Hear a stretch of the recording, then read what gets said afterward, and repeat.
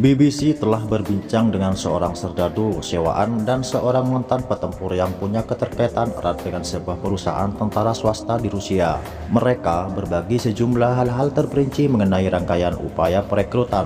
Beberapa pekan sebelum invasi dimulai, serdadu sewaan tersebut mengungkap kepada BBC bahwa banyak veteran organisasi rahasia Wagner dikontak melalui grup percakapan Telegram. Mereka diundang untuk menghadiri piknik di Ukraina dan menyantap salu, lemak babi yang merupakan hidangan tradisional Ukraina. Undangan itu secara khusus ditujukan kepada mereka yang punya catatan kriminal, utang dicoret dari kelompok-kelompok tentara bayaran, atau tanpa paspor eksternal. Pesan tersebut juga menyebut orang-orang dari kawasan Luhansk dan Donetsk yang diduduki Rusia diundang dengan hormat. Kelompok Wagner adalah salah satu organisasi paling rahasia di Rusia. Keberadaannya secara resmi tidak diakui karena bertugas sebagai tentara bayaran melanggar hukum di Rusia dan juga hukum internasional. Bagaimanapun, setidaknya 10.000 personel Wagner diyakini menandatangani paling sedikit satu kontrak dengan Wagner selama 7 tahun terakhir. Tentara bayaran yang berbincang dengan BBC mengatakan para personel baru dikirim ke unit-unit yang dikomandoi perwira dari GRU, Badan Intelijen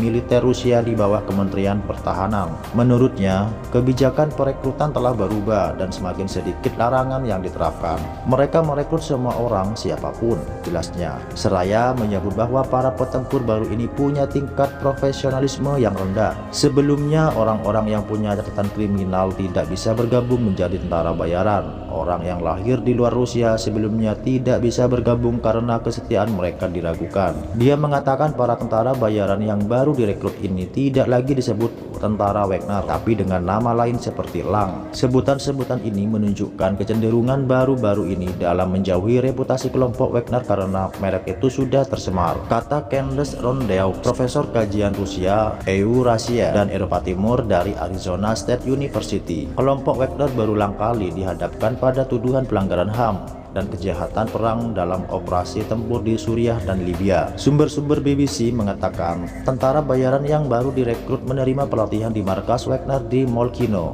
bagian selatan Rusia. Lokasinya berada persis di sebelah pangkalan militer Rusia. Upaya perekrutan tentara bayaran ini tidak hanya digencarkan di grup-grup percakapan privat, tapi juga dilangsungkan secara umum. Sebuah laman yang menyebut diri mereka sebagai spesialis dalam kegiatan keamanan mengunggah iklan di media sosial Rusia. VK.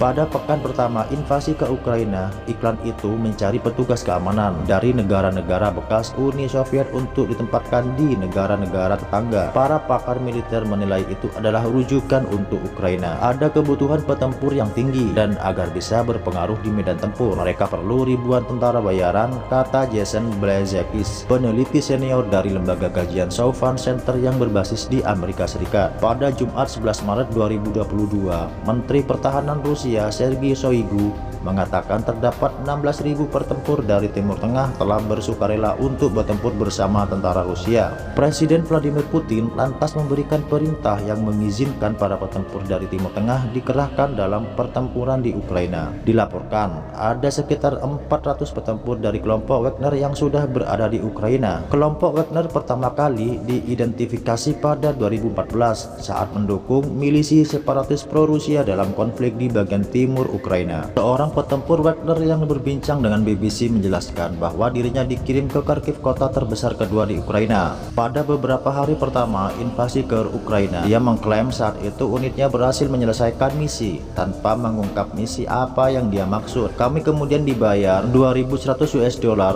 atau setara 30 juta sebulan bekerja, lalu dipulangkan kembali ke Rusia, ungkapnya kepada BBC. Jason Blazekis, peneliti senior dari lembaga kajian Southern Center yang berbasis di Amerika Serikat, menilai penggunaan tentara bayaran adalah tanda keputusasaan demi mempertahankan sokongan publik Rusia. Pasalnya, keputusan Vladimir Putin untuk menginvasi Ukraina telah memicu sejumlah aksi protes di Rusia dan ribuan orang telah ditangkap.